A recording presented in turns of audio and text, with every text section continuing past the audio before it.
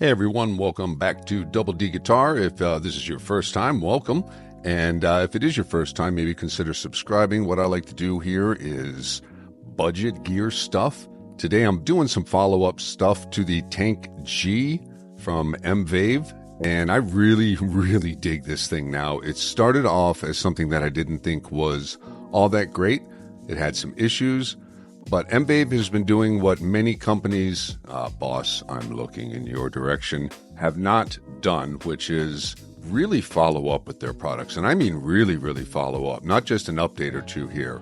But I've taken a 1.5 millimeter hex wrench to the case, and then carefully, what you have to do is lift the top off. I pulled it forward just because there's that ribbon cable. I'm looking for that mark, any marks on the battery. If you have a version 1 Tank G, it's highly likely that button number 4 is going to be causing a dent into your battery, which could wear away and expose the innards of the battery if it's not covered like mine is. So I've taken a piece of double-sided thick sticky tape, and I'm going to leave the plastic on the one side there just so that it, is a protection. And now if you follow Riffs and Rigs, you see that he actually was not only using this sticky tape, but he went ahead and filed that spot right there underneath switch number 4. He filed it down, got all the dust out of there, and did a really good job of making sure that it was tight. I'm not going to do all that because I really don't seem to be having that much damage. I've caught it real early. So if you have a version 1 Tank G, I highly recommend you do this. It just takes a couple minutes and costs almost nothing. The next thing you're going to want to do is, of course, turn it on and make sure that everything's good to go. And here it is. Happy. That's me. So after you're all good with this and you know that you're safe and not going to cause a fire, I say go over to M-Vave, however you pronounce their site. They still have all their apps on their M-Vave site.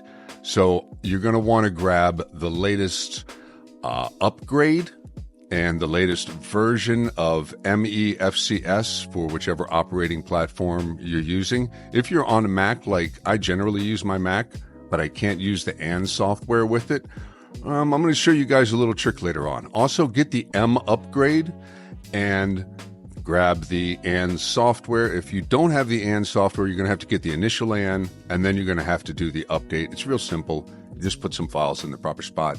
And then make sure you go over and you grab the appropriate Tank G firmware. I have V1, so I grabbed V1. There's also V2. And the release notes, if you want to give them a look. There's some bug fixes, a couple of things that I noticed that definitely have happened over the course of all of their updates. Look how many updates that is. That's great. They're paying attention to their product. And this is an inexpensive product, which is mind-blowing to me that we're getting so much attention. I'd love to see this thing with a loop. I'd love to be able to pop something after the preamp or even a stereo output there. One more version of this would be so cool. Anyway, I'm now on version 53, and I recommend that you do the same because then you're going to be able to do all sorts of different things with the new MEFCS software and It just sounds better. One thing that you can now do is import AM2 data files. Now, what's a data file? It's a little different than just the AM2 file. We'll go over how to tweak them. But if you have AM2 files that you have already kind of grabbed from the net and you're not having much luck with AN, just add the word data, the letters DATA. So A2M, I guess that's what it says. I keep saying AM2. Oh, AM2 it is. AM2 data. And here I'm just, I had made a copy of my original just so that I could have a second version of this. Now, this is going to say, hey, this is maybe not going to work, but it works. It's fine.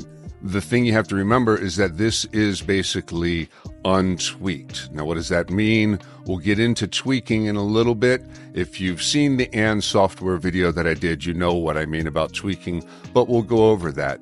Here I'm importing two of my favorite sounds that I've tweaked in Amplitude and then thrown into my ToneX One pedal.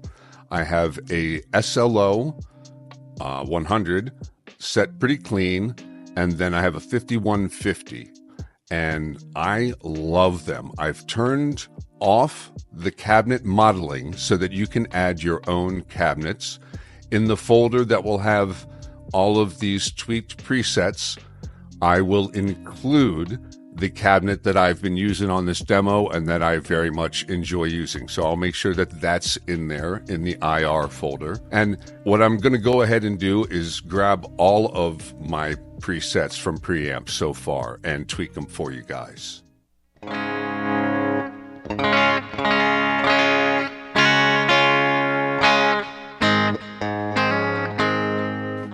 So I've tweaked. In other words, I've taken that raw exported file that was trained, and I've added my kind of EQ curves that I choose, and it was 100 at the bottom. I believe it was 800 there in the middle and 2200K for the treble, and it kind of increased the gain range and saved it, and then I could save it to the Tank G as well. But one of the nice new things going on here in the MEFCS software is this window I'm working in here. Anything that ends with the data file can now be brought in. So even a non-tweaked file, which probably won't sound, I'm just going to say it's not going to sound as good as importing it into Ann and doing the tweaking yourself and testing it.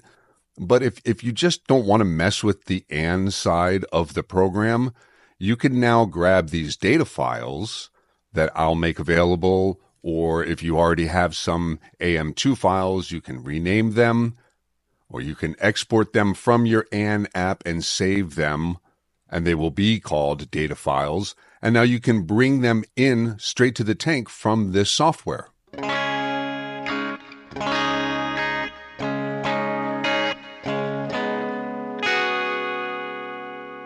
That's the SLO.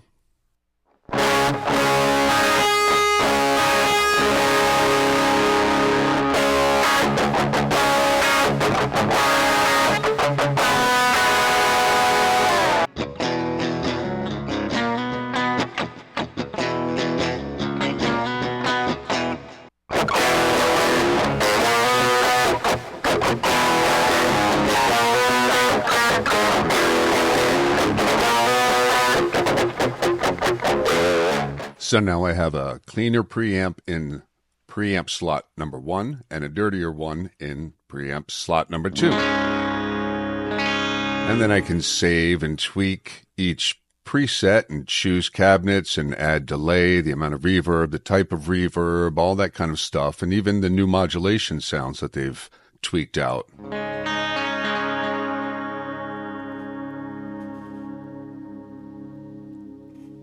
It's real easy to use the drop-down menu within the software. One of the nicest features about the Tank G really is the software. It's real easy to navigate once you kind of sit down with it.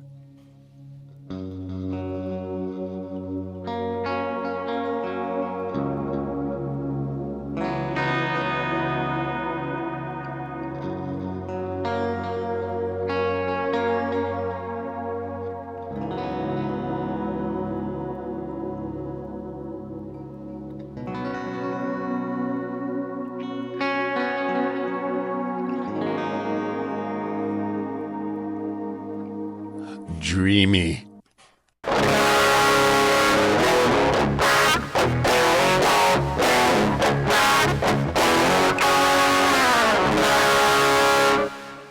Chunky.